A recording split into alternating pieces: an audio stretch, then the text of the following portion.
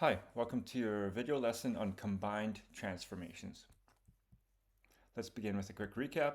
We've seen transformations called translations. These are slides, either left, right, up, down. For functions, we've looked at moving functions left, right along the x-axis or up, down along the y-axis. These are called translations. Next transformation we looked at was called a reflection. For functions, we've been reflecting over the x-axis or over the y-axis. Finally, we've looked at enlargements. When we talk about functions, these are known as dilations. A dilation can imply either a stretch or a compression of a function. Let's take some notes. Grab the video notes you were given, and let's start adding notes. First, we're just going to recap the things we know on this page. We are going to begin with vertical transformations. When we say vertical, we mean things happening along the y-axis or parallel to the y-axis. For all of these, we're going to begin with the parent function x squared. Okay, first transformation, f of x plus 2. To create the new function g of x, we're doing f of x plus 2. All these transformations, when we're parallel to the y-axis, are going to be things done to the entire function. So here we have the entire function plus 2. In other words, it's like saying y plus 2. So we're adding 2 to the whole function. The resulting child function is this, x squared plus 2. This means a vertical translation up 2 units. Please be sure to pause so you can write these full descriptions as you go in the video. It's important you know how to write out the transformations that are happening. So again, vertically means on the y-axis, up 2 units. Next, again, we are applying a negative to the entire function. That means we are changing y values. In this case, we will get a result of negative x squared. And this is a vertical reflection over the x-axis. So it's a vertical reflection because we're making all y values negative. So that's happening vertically, and it ends up then reflecting over the x-axis. Last one that we look at vertically, this one here, 2 times f of x. 2 times f of x, again, we're multiplying the entire function by 2. So we're affecting y values. All y values are multiplied by 2. The resulting function is 2x squared. And this is a vertical dilation, so again, vertically affecting y values by a scale factor of 2. That means it's being stretched 2 times vertically. Now let's recap horizontal transformations. Horizontal transformations, we see them when we see in the function notation here, we see the x being affected. So here we see x minus 5. That means an input of x minus 5 will be input into this parent function. So that x has been replaced with x minus 5.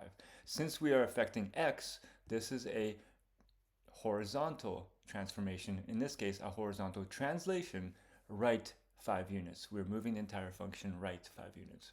Next, again, we are affecting x values, and we know that because we're making the x value negative in here. That results in negative x squared because a negative x is inputted into this function. That is a horizontal reflection over the y-axis. So what we are doing is making all x values negative. That means all x values flip over the y-axis, left, right flip. Finally, here we are making all x values multiplied by 4. That means we are affecting x values. In this case, the result will be 4x parentheses squared, or you could say 16x squared. We can see we've input 4x into x here to get this. As we are affecting x values, this is a horizontal transformation. In this case, a horizontal dilation by scale factor of a quarter. So remember, when we do things to x, like for example, this x minus 5, it doesn't move it 5 left, it actually moves it 5 right. So it does the opposite of what we see. The same with the dilation. We see a 4, but it doesn't mean we multiply x values by 4. We actually multiply them by the reciprocal of that number, which is 1/4. Okay, so let's do an investigation. The natural question, now that we've looked at all transformations, is does it matter what order we perform transformations on a function? That's what we're going to check in this investigation. So keep taking notes in the notes that you're provided. So let's begin with this parent function, and it says let's transform this first by translating vertically down 4 units, then translating horizontally left 6 units. Please write everything as you see it. So first, we're going to take the function and vertically down. So it's going to be minus function minus 4. And we get x squared minus 4. Now it says, then translate it horizontally. So now we're moving it horizontally left 6 units. So horizontally means affecting x. So we're going to put x plus 6. So we're going to input that x plus 6 in here. And we're going to get a result of x plus 6 squared minus 4. So we've performed both transformations. This is our final function. Now let's try the reverse. Over here, same function to begin, but we're doing reverse operations. First, we're doing the horizontal and then the vertical. Notice they're the same things we have here. We're just changing the order. So first, horizontal translation, left 6. There it is. We get this. Okay, x plus 6 input into there. Now we're going to translate it vertically down 4 units. So down 4, so fx minus 4, we get that. Please notice that these two resulting functions are the same. So the order of these transformations didn't make a difference. We could do any order we want and we end up with the same function or the same graph. This basically tells us we've used a vector of -6 and -4. All right. Now let's try next one. Here we have this original function, here, the same one. And again, we're going to perform two transformations, but we're going to reverse the order. So if we're going to first on this one, reflect and dilate vertically by 1/3. Reflect and dilate vertically by 1/3. So here's the function notation. We're reflecting vertically, so making y values negative, and then dilating vertically also 1/3. So 1/3 applied to the y and the negative applied to the y. So that means we're multiplying all of this by -1/3. So you can see here I put -1/3 in all of that. We're multiplying the entire function by that -1/3. Then it says translate horizontally right 5 units. So now horizontally we're going to do x minus 5 is our input. We're moving right 5 units, we'll put x minus 5. So now this x here is replaced by x minus 5 and we have this.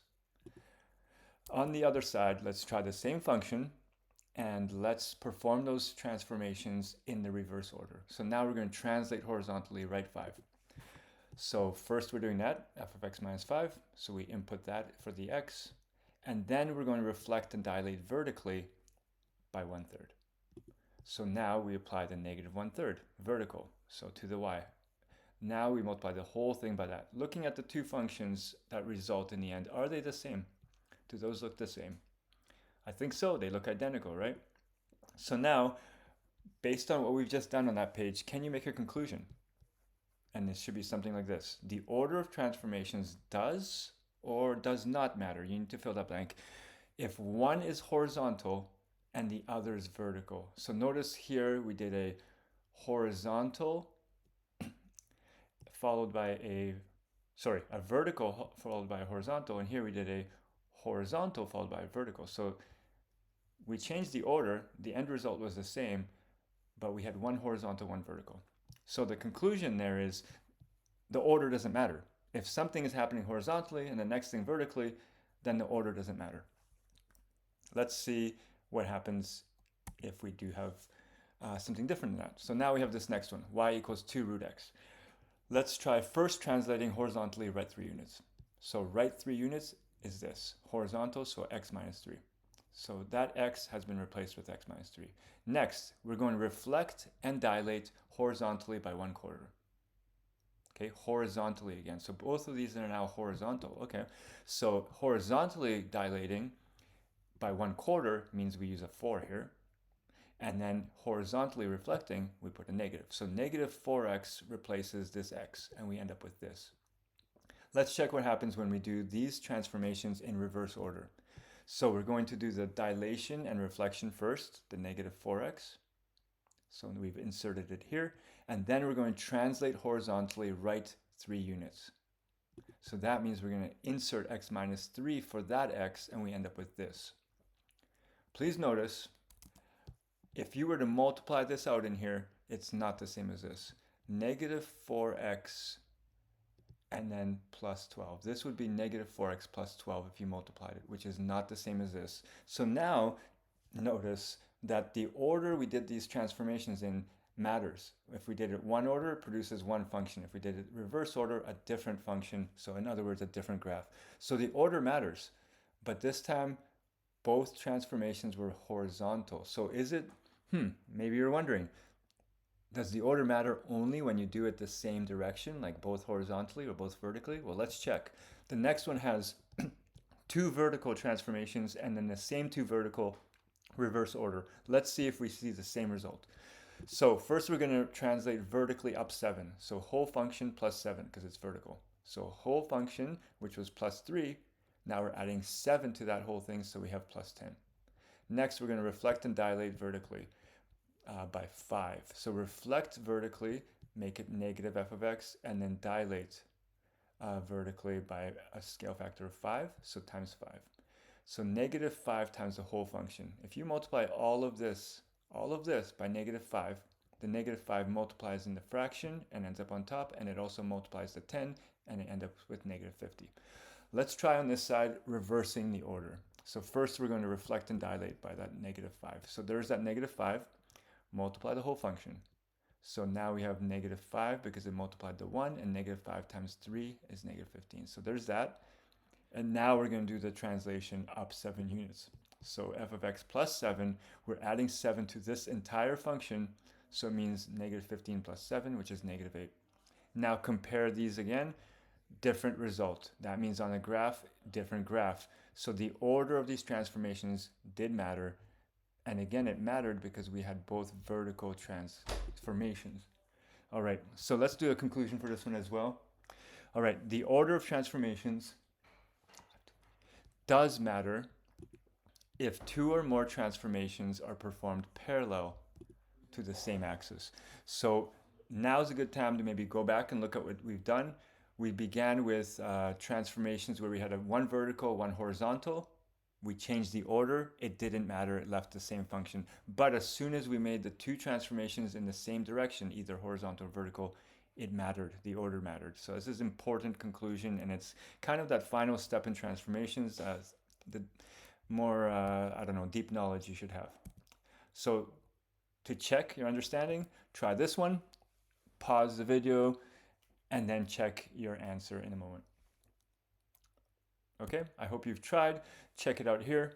You can see descriptions of the transformations here, and then it shows you how to build the function in order here. If you start with this basic function, you do the 5 to it, then the 3x, then that, and just read this. This will probably be challenging, but give it your best shot. Study this one. Let's try another. Try this one here. Can you describe what happened here? Okay, check your work again. You can see again, we began with a basic root function. We inserted negative 4x first, and we went from there. And finally, check this one.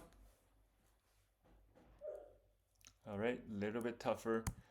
There you go, check that out. Okay, I bet these last three were really challenging, but make sure you know the conclusions we looked at. Be ready to come to the lesson and try lots of problems that will build your understanding with this. You can do it.